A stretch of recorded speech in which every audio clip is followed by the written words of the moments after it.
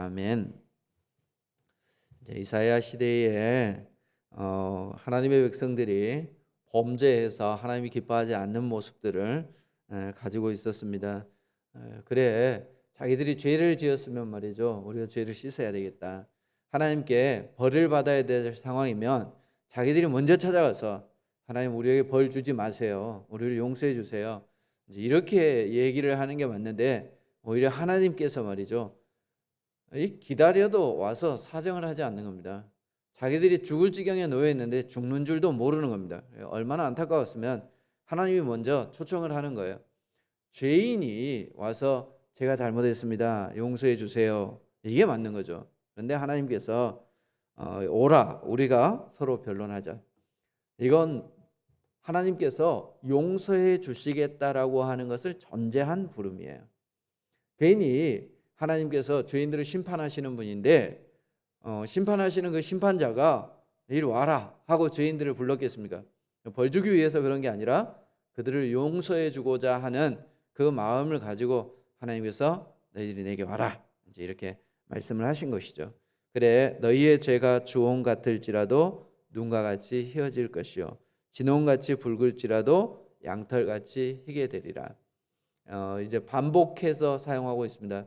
어떤 말씀을 반복해서 사용하는 것은 하나님이 그만큼 확신하고 있고 반드시 행할 일을 말씀하실 때, 물론 한 번만 말씀하실 수도 있지만 이렇게 반복적으로 사용하고 계시는 거죠. 여기에서 핵심은 뭡니까? 내가 너희를 희게 할 것이다 하는 것입니다. 양털같이 흰 눈같이 하나님께서 희게 해 주실 것이다, 이렇게 말씀하고 있습니다. 자, 그러면 어떻게 해야 그렇게 되는 것인가?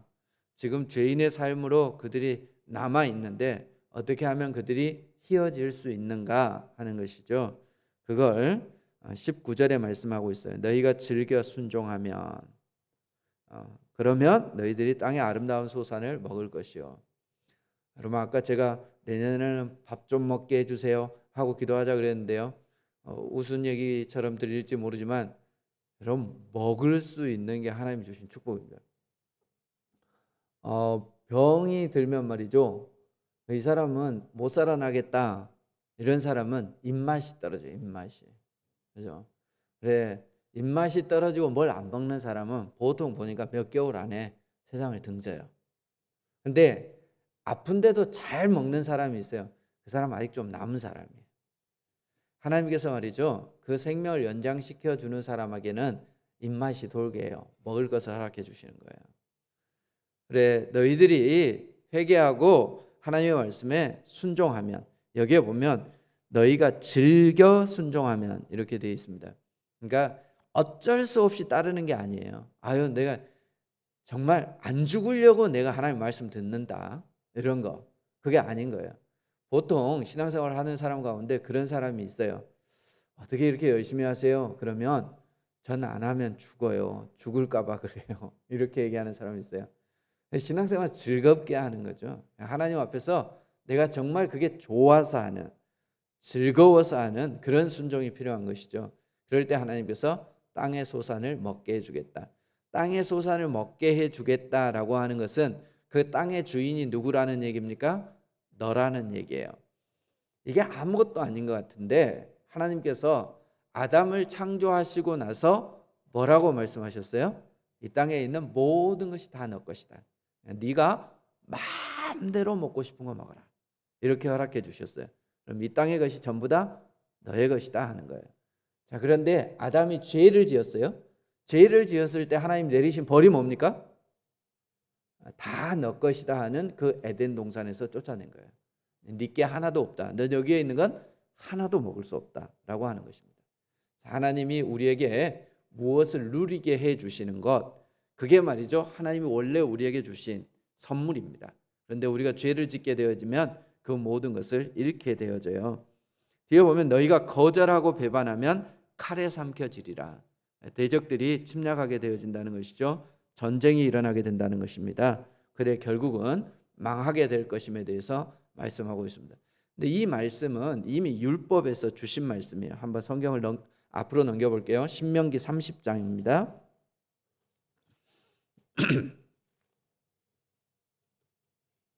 15절을 한번 봐보세요.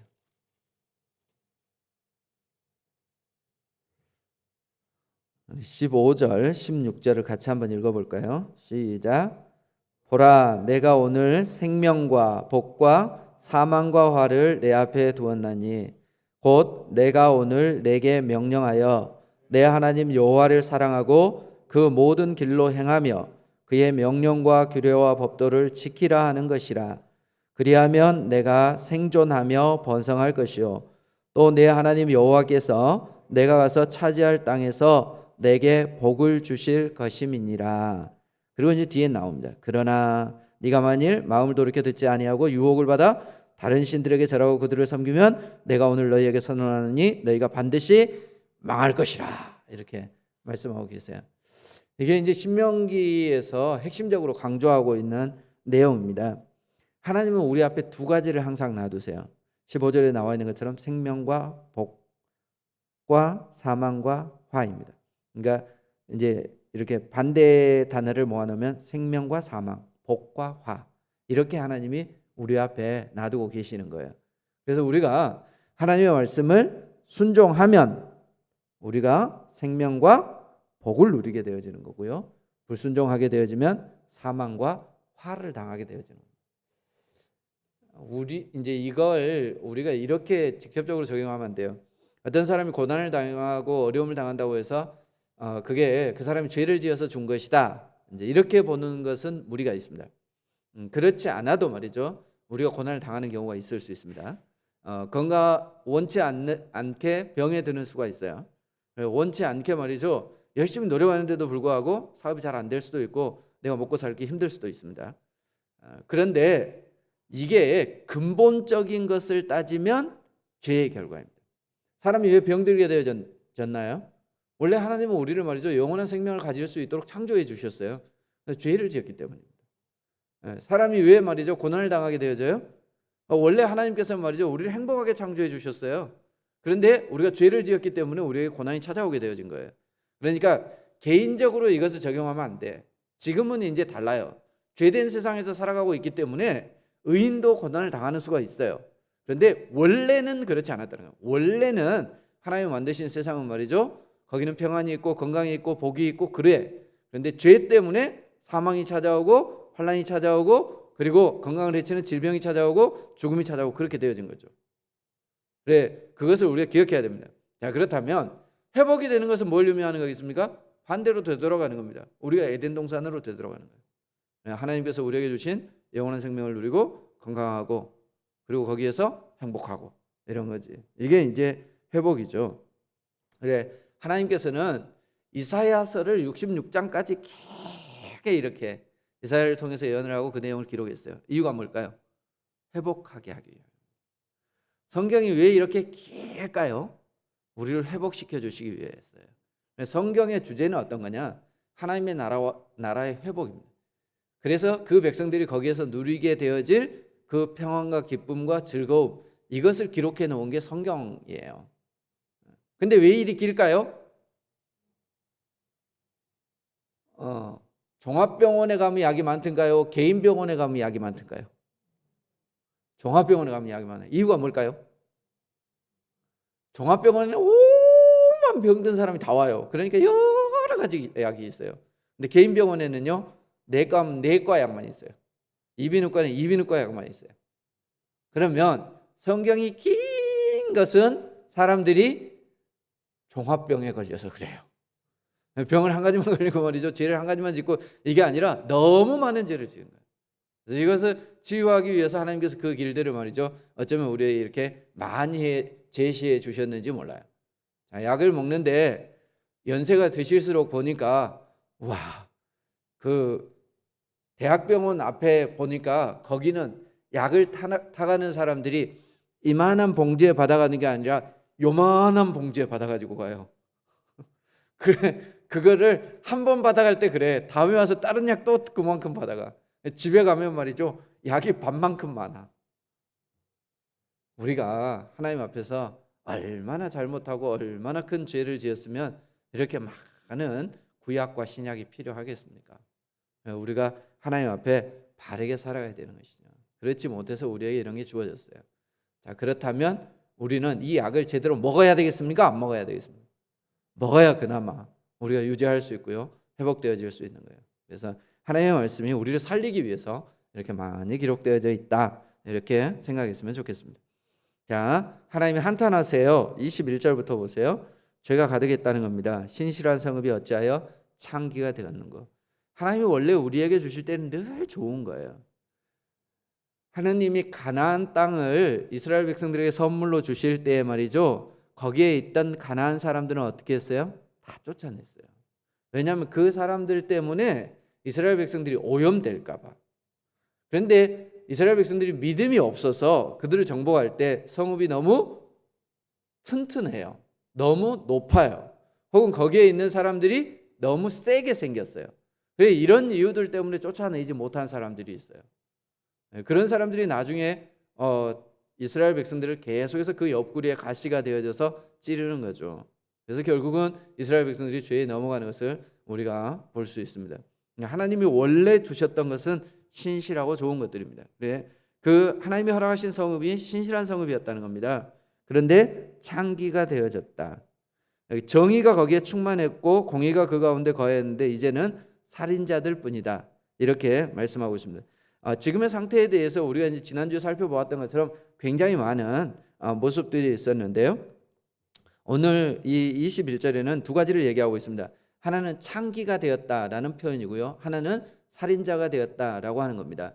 창기는 성적으로 타락한 것을 말해요. 그러면 이 창기가 구약에서 주로 이스라엘 전체를 향해서 너희들이 창녀다, 이렇게 표현하는 것은 어떤 경우이냐면 그들이 우상을 숭배할 때 그렇습니다.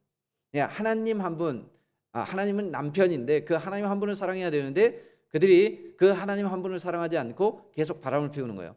호세아는 그것을 아주 잘 보여주고 있죠. 그래서 바람 피우는 이 창기 같은 여자, 그 여자를 데리고 와서 선지자가 아예 살도록 만들었던 것을 우리가 기억하고 있습니다. 그래, 이 창기 같다라고 하는 것은 그런 표현이에요. 그래, 이스라엘 백성들이 말이죠, 하나님을 버리고 다른 신들을 섬겼습니다. 이제 그 부분에 대해서 하나님이 지적하고 있고요, 또 하나는 살인자들 뿐이다라고 하는 거예요. 이게 창기라라고 하는 표현은 누구와의 관계에서 나오는 거예요? 하나님과의 관계에서 나오는 겁니다. 살인자라고 하는 관계는 살인자라고 하는 이 표현은 누구와의 관계에서 나오는 걸까요? 사람들 사이에서 나오는 거예요. 이 시대에 말이죠, 호세아도 그렇고 아모스도 그렇고 미가도 그렇고 공의나 정의라는 단어를 굉장히 많이 사용합니다. 성경에 보면 대표적으로 한번 보겠습니다. 아모스 5장을 한번 봐보세요. 아모스 뒤에 보면 아모스 5장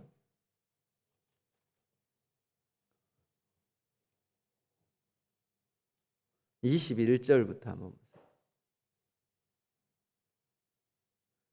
제가 가지고 있는 성경 1279페이지입니다. 아모스 5장 21절부터 제가 한번 읽어볼게요. 들어보세요. 내가 너희 절기들을 미워하며 멸시하며 너희의 성회들을 기뻐하지 아니하나니 너희가 내게 번제나 소제를 드릴지라도 내가 받지 아니할 것이요 너희의 살찐 희생의 화목제도 내가 돌아보지 아니하리라. 내 노랫소리를 내 앞에서 그칠지어다 내 비파소리도 내가 듣지 아니하리라. 그 다음 24절부터 보세요. 잘 알고 있는 말씀이죠. 오직 정의를 물같이 공의를 마르지 않는 강같이 흐르게 할지어다. 이스라엘 족속아, 너희가 40년 동안 광야에서 희생과 소제물을 내게 드렸느냐. 이사야 처음 시작하는 부분하고 굉장히 비슷하죠. 같은 시대예요. 같은 시대에 이 아모스가 예언을 하는데 말이죠, 뭐에 대해서 길게 얘기합니까? 하나님께 드린 제사에 대해서 길게 얘기합니다. 하나님 그걸 원하셨냐는 거예요. 이 시대에 사실 제사는 형식적으로 잘 드려졌어요. 그런데 하나님이 원하는 제사가 드려지지 않았어요. 뒤에 보면 찬송을 얘기하고 있어요. 찬송도 어때요? 내 노랫소리, 비파. 그러니까 악기로 하나님을 잘 찬송했어요. 그러니까 예배가 굉장히 풍성한 거예요. 이제 우리가 그렇잖아요. 여러분 이제 예배를 드려보니까 어떻습니까? 수요일 날 이렇게 찬양 인도하는 사람이 없이 우리끼리 찬양을 하면은 좀 예배가 뭔가 좀 건조하다 이런 느낌이 들죠. 안 그러세요? 근데 막 주일날 막 같이 이렇게 막 악기도 하고 막 이렇게 막 으쌰으쌰 하고 찬양을 하면 예배가 풍성하다 이런 느낌 들죠? 하나님은 어떤 걸 더 좋아하실까요? 진실된 찬양을 좋아하세요. 마음이 담겨져 있지 않고 막 지흥에 겨워가지고 막 박수를 치고 막 난리 부르스를 치고 그리 해가지고 막 오늘 은혜스럽네 이걸 하나님 좋아하는 게 아니라는 거예요. 그 얘기하는 거예요. 예배가 굉장히 풍성하고 좋아 보여요. 그런데 하나님이 내가 그러면서 뭐라 그래요? 광야의 40년 동안을 하나님은 어떻게 기억하세요? 굉장히 하나님과 이스라엘 백성들이 깊이 교제했던 기간으로 보는 거예요. 왜냐하면 하나님께서는 매일 그들에게 먹을 것을 주셨죠. 그들은 말이죠, 먹을 게 없을 때마다 혹은 물이 없을 때마다 하나님께 늘 기도했습니다. 어찌 됐건. 그리고 적들이 나타날 때마다 하나님께 기도했습니다. 그리고 하나님께서 말이죠, 그들 앞에서 직접 그러시지는 않았지만 모세를 통해서 말이죠, 시내산에 올라가서 율법을 받아 내려오게 했고요. 그 증거물인 돌판들도 보여주셨고요. 그리고 날마다 하나님이 그들을 인도해 가시는 것을 보이기 위해서 불기둥, 구름기둥이 늘 움직였습니다. 그래서 구름이 탁 떠오르면 말이죠, 그들이 행군 준비를 하고 그게 머무르면 말이죠, 그들이 거기서 정착할 준비를 하고 그렇게 살았단 말이에요. 그러니까 늘 하나님과 동행하는 것을 느낀 게 어디예요? 광야에서. 그런데 하나님 질문합니다. 그럼 광야에서 너희들이 번제와 소제를 제대로 드렸니? 그래서 내가 너희들을 그렇게 가까이에서 동행하고 인도해 준 거니? 이렇게 말씀하십니다. 너희들이 예배 제대로 하고 11조 생활 제대로 하고 늘 찬양이 풍성하고 그래서 내가 너희들을 도와줬냐는 거예요. 아니라는 겁니다. 그래서 하나님이 원하시는 것은 하나님 이렇게 하면 또 오해하는 사람이 있어요. 하나님이 원하시는 건 제사가 아니래. 하나님이 원하시는 건 예배가 아닌가 봐. 뭐 가는 게 중요한 게 아니고 막 마음이 중요하지. 이리 생각하면 안 돼. 사람이 말이죠, 사랑하게 되어지면 사랑을 표현하게 되어져 있어요. 그래 그 사랑이 표현되어진 정말 사랑하기 때문에 사랑이 표현되어진 게 아름다운 거예요. 그래야 되는 거죠. 근데 흉내만 냈다라는 얘기예요. 예배를 흉내만 내지 말라는 얘기지 예배를 드리지 마라 이 얘기는 아니에요. 뭔지 아시겠죠? 이거 잘 못 알아듣는 사람들이 있어요. 그래서 아주 극단적으로 흐르는 사람들이 있어요. 그래서 교회 가서 예배 드리는 게 필요하지 않고 나만 신앙생활 잘하면 된다. 난 마음으로 하나님을 믿는다. 뭐 이런 사람들이 있어요. 그거 잘못된 거예요. 그리고 예배만 드리면 됐지. 이것도 잘못된 거예요. 그 마음이 담겨져 있어야 되는 거예요. 이게 굉장히 중요한 거죠. 이 두 개가 다 있어야 돼요. 그러나 우리의 마음에서 출발해서 우리의 예배가 드러나야 됩니다. 자, 그런데 이 하나님과의 관계가 어쩌면 광야에서 우리가 볼 때에는 그렇게 멋진 찬양과 예배가 없었음에도 불구하고 하나님은 그들과 깊은 관계를 가지셨어요. 자, 그리고 이제 또 하나 하나님께서 여기서 자꾸 공의가 정의가 물같이 이렇게 이제 표현한단 말이에요. 넘치도록 너희들이 정의와 공의를 가져야 된다 이 말씀을 하세요. 정의가 뭐고 공의가 뭐예요? 정의라는 단어가 싹 써져 있는 관공서가 있어요. 어딜까요? 에? 경찰서예요. 경찰서. 공의라는 단어는 어디에서 쓰는 걸까요? 법원이에요. 법원. 그러니까 정의가 실현되어지는 곳이 경찰서란 말이에요. 우리 정의롭게 살아야 돼요. 법대로 살아야 된단 말이에요. 사람과의 관계에 있어서 그래야 된다는 겁니다. 사람과의 관계에 있어서 그러니까 하나님께서 지금 원하시는 거예요. 그것은 하나님과의 관계에 있어서 우리의 진실된 바람 피우지 말고 오직 하나님만 섬기는 그것을 원하시고요. 사람과의 관계에 있어서는 너희가 정의롭게 행하라는 겁니다. 그래서 성경에 보면 너희들이 저울추 혹은 이 경계석 이런 거 옮기는 거 하나님 원하시지 않는다 이렇게 말씀하시잖아요. 하나님 기뻐하지 않는 거예요. 그런 사람 하나님 싫어하세요. 남을 속이는 것 이런 거 하나님 싫어하시는 거예요. 너희들이 정의롭게 살아라. 예수 믿는 사람이 정의로워야 됩니다. 그런데 많은 경우에 예수 믿는 사람들이 말이죠, 하나님 앞에서는 제대로 서 있는 것 같이 그러는데 사람들 관계가 안 좋은 경우가 많아. 이게 문제가 있는 거죠. 나는 예수를 믿기 때문에 예수를 섬기는 것 때문에 내가 이 땅에서는 좀 못해도 된다 이렇게 생각한다면 큰 오산이에요. 제가 저번에도 한번 말씀드렸던 것 같은데 기억이 나실는지 모르겠어요. 제가 군대에 있을 때 사단 교회에 있었어요. 근데 그 교회에 있을 때 말이죠, 주변에 이제 많은 부대들이 있어요. 몇 부대들이 이제 우리 교회로 오는데 그 중에 어떤 부대가 있냐면 통신부대가 있었어요. 통신부대. 통신부대는 지금도 그런지 모르겠어요. 군대에서는 전화를 이렇게 돌리는 거. 옛날 이런 전화 써보셨죠? 그러면 삑 돌리면 교환원이 예 이러면 153번 연결해줘. 그럼 딱 연결해주고 이러잖아. 그게 이제 통신병들이 그걸 해요.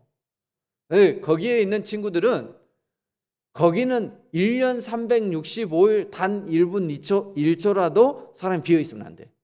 왜냐면 항상 있어야 되는 거지. 띠링 울리면 연결해줘야 되는 거지. 그걸 만약에 잘못 연결해줘 버리면 큰일 나요.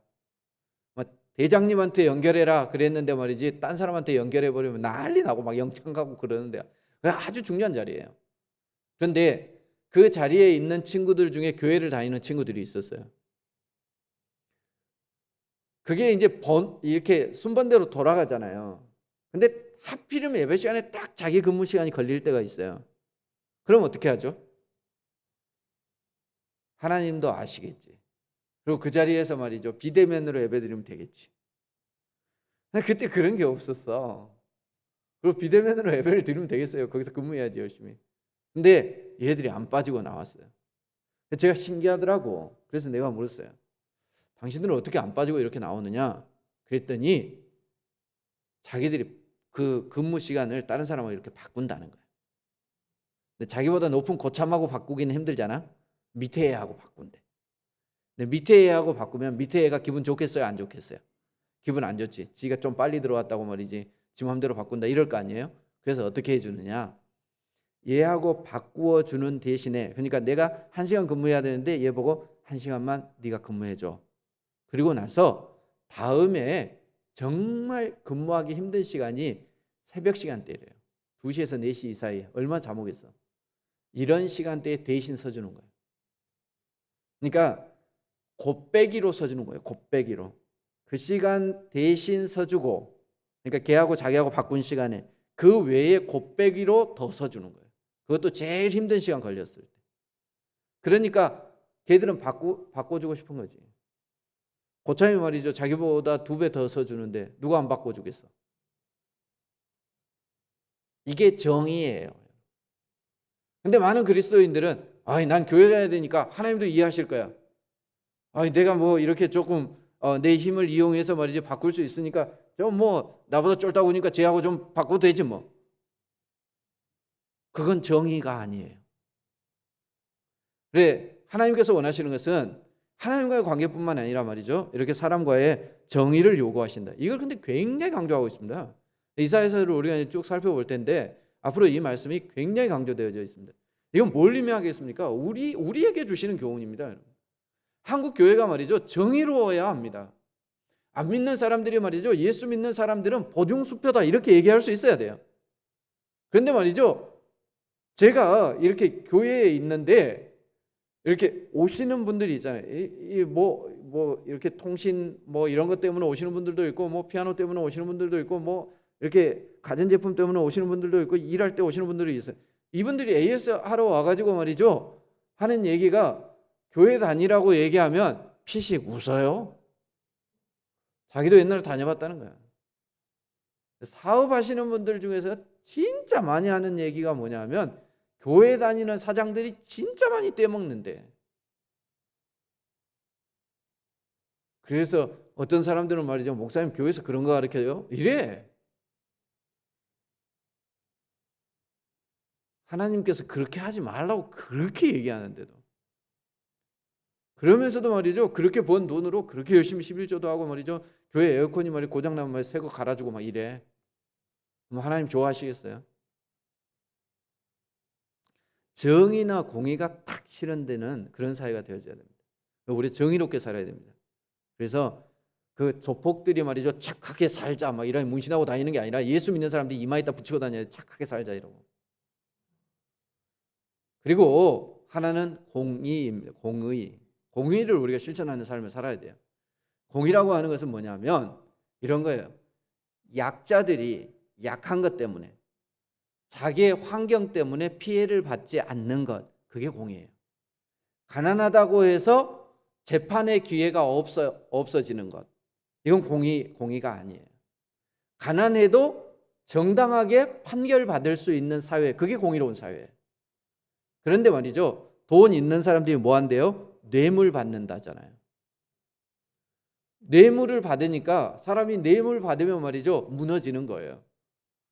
옛날에 우리가 대통령 선거할 때도 안 그랬습니까? 어느 날부터 직선제가 되어졌습니다. 근데 말이죠, 이 국회의원 선거하고 대통령 선거하고 시골에 가면 조합장 선거하고 그러면 다 돈을 쓴대. 근데 그 돈을 주로 어디에 쓸까요? 조합원들한테 쓰는 거예요. 오죽에 쓰면 말이죠, 받아 먹으면 몇 배 토해내라 막 이런 법이 생겼겠어. 근데 사람들이 희한하게 말이죠, 점심 한 끼 얻어먹고 남은 그 사람 써줘. 이게 뇌물이에요. 이게 공의롭지 않는 사회예요.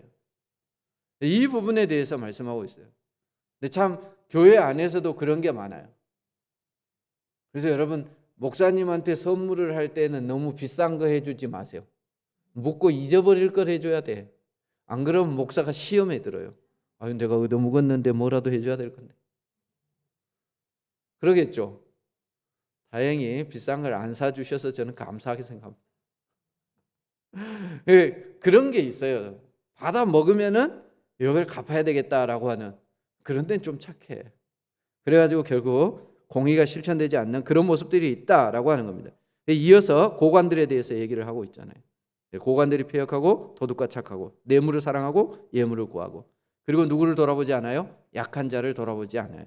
여기에 보면 고아를 위하여 신원하지 아니하며 과부의 송사를 수리하지 아니하는도다 이렇게 돼 있는데, 아예 재판조차 받아들이지 않는다는 거예요. 그 사람들이 말이죠, 재판해 주세요 이렇게 얘기하면 그거조차 안 받아들인다는 거예요. 재판 자체가 안 열리게 한다는 거지. 이 약한 사람들, 사람을 평가할 때 공의롭지 않는 사회의 특징은 뭐냐? 그것은 사람을 외모로 판단하고요, 그리고 뇌물을 받는 이런 부분들이에요. 그거 공의롭지 않는 사회예요. 교회 안에서 이런 일들이 있어져서는 안 됩니다. 특별히 교회를 다닌 사람들이, 예수님을 믿는다라고 하는 사람들이 이런 일들을 행해서는 안 되는 거예요. 어렵고 힘들고 약한 사람들이 정당하게 평가받을 수 있는 사회, 그 사회가 좋은 사회입니다. 어떤 사람이 그런 얘기를 적어놨어요. 보니까 자기가 어렸을 때 할머니하고 같이 길을 걷는데 갑자기 할머니가 막 이렇게 당황스러워 하더래요. 알고 봤더니 지갑을 흘려버린 거예요. 그래 이제 자기가 그 할머니하고 같이 돌아온 길을 되돌아가고 있는데, 저쪽에서 이 하반신 장애를 입고 있는 사람이 땀을 팔팔 흘리면서 와가지고는 그 할머니가 막 당황하면서 이렇게 가는 모습을 보면서 그러더란 거예요. 지갑 찾으러 가시죠. 이렇게 얘기를 하더라고요. 그러면서 그 할머니 지갑을 딱 내밀더라는 거예요. 그러면서 그분이, 그 장애인이 도리어 뭐라 그러냐면, 제가 보시다시피 장애가 있어서 그 할머니가 지갑을 떨어뜨린 거 이 사람 본 거야. 그래 마침 자기가 주쓴 거야. 그래 자기가 전해주고 싶은데 멀쩡한 사람이 막 빨리 가버리니까 뒤에서 쫓아가지를 못한 거야. 그래 막 죽을 둥 살 둥 하고 막 땀 뻘뻘 흘리고 쫓아온 거지. 다행히 그분이 되돌아와서 이렇게 자기가 이제 전해줄 수 있었던 거죠. 할머니가 말이죠, 지갑을 이렇게 열어보시더라는 거예요. 돈을 확인해 봐야 되잖아. 그죠? 돈이 그대로 남아 있는 거예요. 근데 갑자기 할머니가 말이죠, 그 중에 절반 정도를 이렇게 싹 줍더니 주워준 그 장애인한테 그렇게 얘기를 하더라는 거예요. 지갑만 주워줬으면 됐지 왜 내 돈도 아닌데 당신 돈을 여기에다 더 넣어 갖고 줬어요? 이러면서 절반쯤 딱 주고는 얼른 가버리더라는 거예요. 그래서 이 아이가 말이죠, 그게 뭔 뜻인지 몰랐대요. 근데 나중에 생각해 보니까 할머니가 그 사람한테 사례를 할 때 그냥 이렇게 주면은 뭔가 구걸한 사람 도와주는 것 같고 뭐 이런 느낌이 드는 거잖아. 그러니까 말이죠, 주변에 있는 사람들이 오해하지 않도록 하기 위해서 일부러 내 돈보다 더 들어있네, 당신 돈 여기에다 왜 넣었어요? 이러면서 주더라는 거예요. 공의로운 사회죠. 약한 사람들, 부족한 사람들을 배려할 수 있는 사회, 이 사회가 아름다운 사회입니다. 교회도 저는 그렇다고 생각합니다. 교회가 말이죠, 장애인들이 불편하지 않는 교회면 좋은 교회입니다. 가난한 사람들이 드나들기에 불편하지 않는 교회면 좋은 교회입니다. 남들이 말하는 좀 천한 직업을 가지고 있는 사람들이 교회에 와도 상석에 앉을 수 있다면 그 교회는 좋은 교회입니다. 그게 공의로운 교회예요. 그럼 잘 나가는 사람 밖에서도 얼마든지 인정받을 수 있어요. 공부 잘하고 말이죠, 높은 지위에 있고 말이죠, 돈 많이 벌고 이런 사람들은 세상 밖에서도 얼마든지 인정받을 수 있어요. 하지만 교회 와서도 그렇게 되면 안 되는 거잖아요. 교회 와서는 누가 더 인정받고 누가 더 높임을 받는 게 아니라 동일하게 대우받는 거예요. 많은 사람들이 장애인을 잘못 대하는 것 중에 하나가 뭐냐면 그 사람들을 무시하거나 아니면 너무 과잉 보호하는 거예요. 근데 그 사람들이 정말 원하는 것은 뭐냐면 똑같이 대해달라는 거예요. 나나 너나 똑같이 대해달라는 거예요. 이게 공의입니다. 교회 안에서 이런 공의가 실천되어져야 돼요. 저는 사회운동가도 아니고 사회복지사도 아닙니다. 성경이 우리에게 그렇게 가르치고 있습니다. 하나님에 대해서는 진실하고요. 바람 피우지 말고 우상 숭배하지 말고, 그리고 사람에 대해서는 너희들이 정의와 공의를 실천해라, 이렇게 말씀하고 있습니다. 그렇지 않는 사회가 어떻게 된다는 거예요? 망한다는 겁니다. 그런 사회가 하나님께로부터 회복될 가능성이 있다, 이렇게 말씀하고 있는 거죠. 24절을 한번 보세요. 그러므로 주 만군의 여호와 이스라엘의 전능자가 말씀하시되 슬프다. 이 슬프다, 이 표현이 예수님께서 종종 사용하시던 화로다 하는 그 표현과 같아요. 내가 장차야 내 대적에게 보응하면 내 마음을 편하게 하겠고 내 원수에게 보복하리라. 하나님께서 다짐하시는 거예요. 내 대적과 내 원수에게 보복하고 내가 편해지려 한다, 이렇게 얘기하는데 여기서 원수가 누구를 말하는 걸까요? 자기 백성을 말하는 겁니다.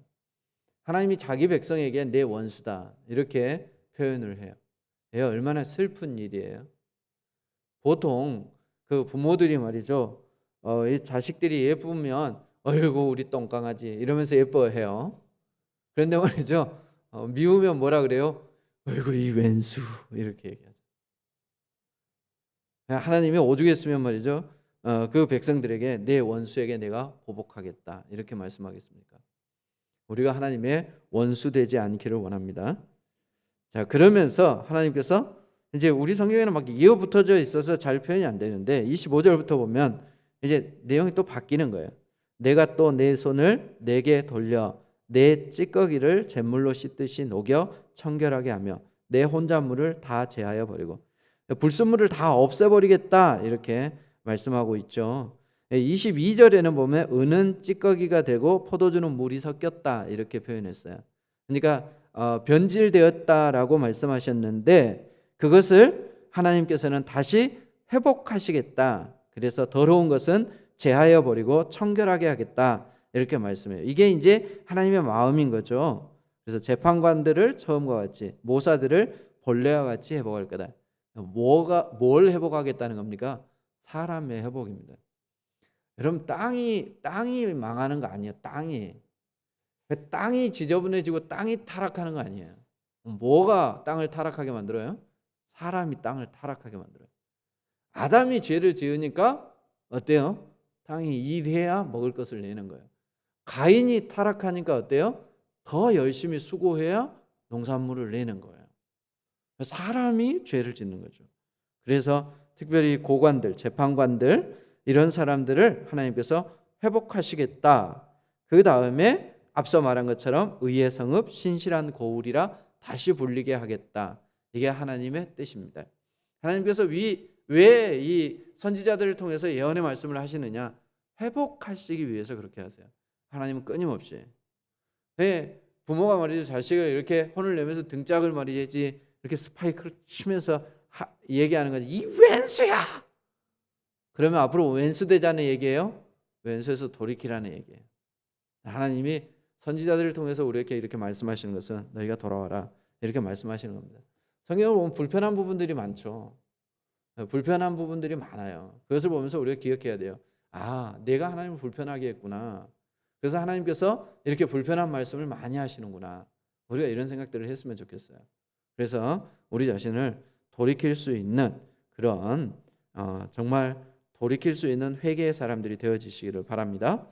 27절을 보세요. 시온은 정의로 구속함을 받고 그 돌아온 자들은 공의로 구속함을 받으리라, 이렇게 말씀하는데 여기에서 구속함을 받는다라고 하는 것은 속전을 지불했다는 뜻입니다.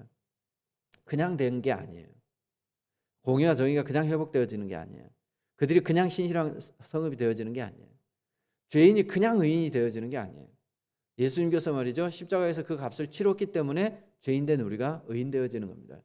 그래서 죄를 짓기는 쉬워요. 그런데 회복하기는 어려워. 그럼 세탁을 해보시면 아시죠? 옷을 더럽게 하는 건 한순간입니다. 근데 그것을 말이죠, 빠는 건 너무너무 힘들어요. 자동차를 타고 가다가 말이죠, 찌그러지는 것은 한순간이에요. 펴려면요, 돈도 들고 시간도 들어요. 사람도 마찬가지예요. 병드는 것은 한순간이에요. 그런데 거기서 회복되어지는 것은 어려워요. 그래서 우리가 그런 상황에 놓이지 않기를 위해서 애를 써야 합니다. 자신을 늘 살필 수 있어야 합니다. 망가지고 나서 회복하려면 반드시 값을 치러야 합니다. 하나님께서 그 값을 치르고라도 내가 너희들을 회복하겠다 이렇게 말씀합니다. 자, 그러나 28절에 회복되어지는 자들이 있어요. 의인은 하나님이 회복하겠다는 겁니다. 돌이키는 자들은 회복하겠다는 겁니다. 하지만 끝까지 말 안 듣는 사람이 있어요. 패역한 자와 죄인은 함께 패망하고 여호와를 버린 자도 멸망할 것이다. 그리고 그들은 어떤 상태가 될 것이냐?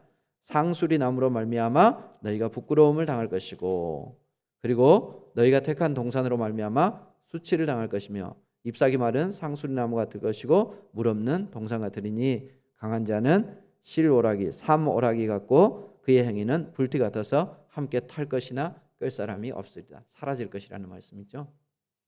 그래, 죄악 가운데 빠져버린 것, 이것은 지금 우리의 상태입니다. 그럼 이 가운데서 우리가 어떻게 해야 가능성이 있느냐? 회복되어져야 돼요. 거기에서 돌이킬 수 있어야 되는 것이죠. 하나님이 우리를 회복시키고 우리에게 속전을 지급했을 때 우리가 그 가운데서 그 하나님을 바라보고 나와야 돼요. 하나님의 손을 잡고 나와야 되는 거죠. 예수 그리스도께서 십자가에 달려 돌아가시는데 그분을 믿고 우리가 거기에서 회복되어져야 합니다. 모세가 말이죠, 죄를 지었을 때 하나님의 명령에 따라서 놋뱀을 만들어서 답니다. 사람들로 보고 그 놋뱀을 바라보게 하죠. 바라보는 자는 다 불법에 물린 자국이 나았어요. 그런데 끝까지 바라보지 않는 사람들은 결국은 죽게 되어지는 것을 우리가 봅니다. 마찬가지예요. 이 시대를 살아가는 우리도 마찬가지입니다. 하나님은 말이죠, 끊임없이 놋뱀과 같은 하나님의 말씀을 우리에게 예언자들을 통해서 주시는 겁니다. 그러면 우리가 이 예언의 말씀을 듣고 어떻게 해야 돼요? 그것을 바라봐야 돼요. 그리고 돌이킬 수 있어야 합니다. 그렇지 않는 사람은 결국은 이렇게 불에 사른 것처럼 말라버린 나뭇잎처럼 사라져버릴 것이다, 이렇게 말씀하고 있습니다. 우리나라는 굉장히 특이한 나라입니다. 전쟁이 1950년대에 일어났는데 소말리아 다음으로 가난했던 나라가 우리나라 아니에요?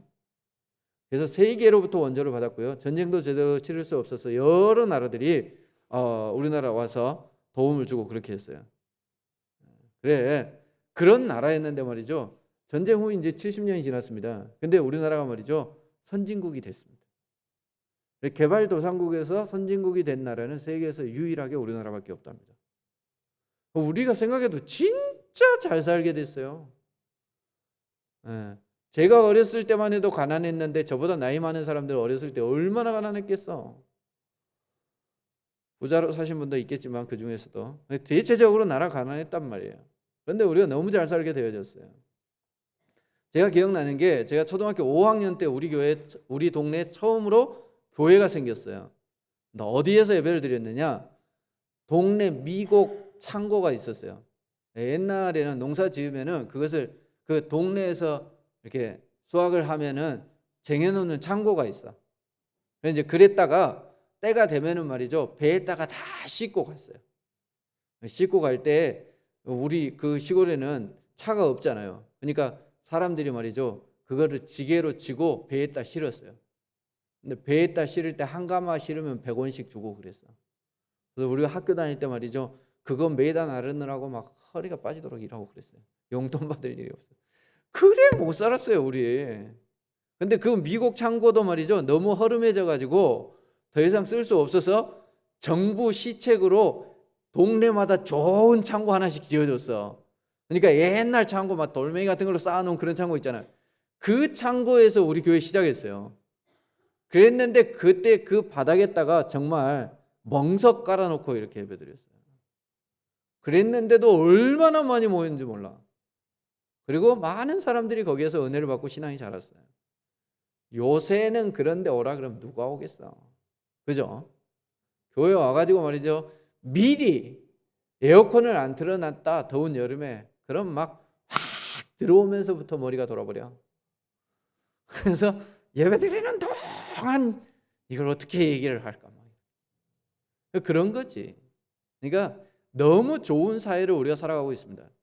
그런데 그 가운데서 정말 이 풍요로운 사회 가운데서 우리가 하나님을 제대로 예배하고 하나님을 제대로 섬기고 있는가? 모양은 너무 멋져졌습니다. 그러면 옛날에 그 창고에서 예배 드릴 때요, 우리는 악기가 딱 하나밖에 없었어요. 우리가 들고 있는 손바닥밖에 없었어요. 왜? 풍금도 없어서. 풍금도. 그 풍금도 한참 뒤에 들어왔어요. 칠 사람이 없어가지고 말이죠, 어떤 애가 오른손으로만 띵가 띵가 이렇게 쳤어. 근데 제대로 치지도 못해가지고 예배 중간에 찬송이 얼마나 자주 끊겼는지 몰라. 그렇게 해도 은혜스러웠어요. 그런데 지금은 말이죠, 너무 멋진 반주자가 있고 너무 좋은 환경에서 우리가 예배를 드려요. 딱 이사야 때 같아요. 이사야 때 그렇게 다 잘 살았다니까요. 예배 드릴 만한 재물이 많았어요. 그들이 천천의 재물을 하나님 앞에 드릴 수 있는 그런 시대였습니다. 악기를 동원해서 하나님께 예배할 수 있었습니다. 근데 그들 가운데 하나님뿐만 아니라 다른 신을 섬김이 있었고요. 그리고 그들은 말이죠, 잘 사는 대신에 그 부를 축적하기 위해서 뇌물을 받았고요. 그 부를 축적하기 위해서 가난한 사람들을 압제했습니다. 그 시대에 하나님께서 선지자를 통해서 내리신 메시지는 뭐냐? 너희들에게 축복이 있으라가 아니라 하나님께서 너희들을 망하게 할 것이다 하는 것이었습니다. 어쩌면 이사야의 메시지는 지금 우리가 들어야 할 메시지인지 모릅니다. 우리가 우리 자신을 잘 살펴볼 수 있어야 해요. 처음 우리가 신앙생활 시작할 때만으로도, 그때만으로만 돌아간다 하더라도 우리의 신앙생활은 확실히 달라질 겁니다. 우리가 처음 예수를 믿었던 그 간절함으로 되돌아가는 회복의 역사들, 그리고 더 나은 역사들이 우리 가운데 있기를 바랍니다. 기도하겠습니다. 고마우신 하나님, 감사합니다. 어리석어 아무것도 모르고 세상이 가져다주는 행복이 전부인 줄 알고, 그리고 우리가 죽은 이후에 내세가 있는 것을 생각할 때 하나님을 떠오르고 하나님의 나라를 떠올렸던 게 아니라 조상 숭배하던 부모들의 가르침에 따라서 엉뚱한 내세의 관을 가지고 살아갔던 저희들에게 하나님께서 참된 진리를 깨우쳐 주시고 하늘을 소망하며 살아갈 수 있도록 도와주시니 감사를 드립니다. 힘겹게 어렵게 살아가는 나라를 하나님께서 복을 허락하여 주셔서 이만큼 부유하게 해주셨고 평안히 살아갈 수 있도록 해주셨습니다. 교회가 핍박을 받던 시대가 있었고 예수 믿는 것 때문에 죽임당하던 시대가 있었는데, 하나님 이제는 예수를 믿는 것이 너무 자유스러운, 얼마든지 우리가 선택하면 하나님을 잘 섬길 수 있는 그런 시대가 되어졌습니다. 그런데 우리가 정말 하나님을 예배하는 것이, 하나님을 섬기는 것이 하나님의 마음에 흡족할 만큼 바르고 옳게 그렇게 하나님을 섬기고 있습니까? 하나님, 이사야 때처럼 정말 많은 제사가 드려졌고 찬양이 드려졌지만 하나님께서는 오히려 책망하셨는데 우리의 모습이 그러하지는 않습니까? 우리를 늘 살펴볼 수 있도록 도와주옵소서. 서 있다라고 생각할 때 넘어질까 조심하는 저희들 되게 하시고, 내 스스로 의롭다고 생각할 때 교만하여 사탄이 우리 가운데 침투할 때임을 기억하여 늘 겸손하게 낮아질 수 있는 저희들 되게 하여 주옵소서. 하나님, 우리 교회가 정말 정의가 실현되어지는, 공의가 실현되어지는 그런 교회가 되어지기를 원합니다.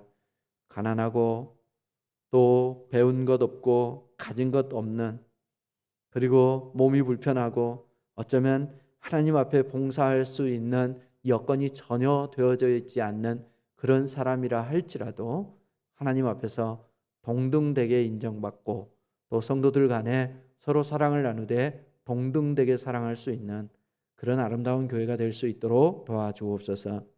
하나님을 섬긴다고 하면서 정의를 떠난 삶을 살아가는 그런 인생이 있어서 많은 사람들이 예수 믿으라고 하면 너가 믿는 예수는 내가 믿지 않겠다, 예수 믿는 사람들은 다 사기꾼이다, 이런 얘기를 듣는 게 아니라 정말 힘들고 어렵고 무엇인가 도움이 필요할 때에 교회가 떠올려지고 예수를 믿는 그 사람에게 도움을 구하고 기도를 부탁해야 되겠다라는 그런 마음이 생길 수 있는 그런 정의로운 삶을 살아갈 수 있도록 도와주옵소서.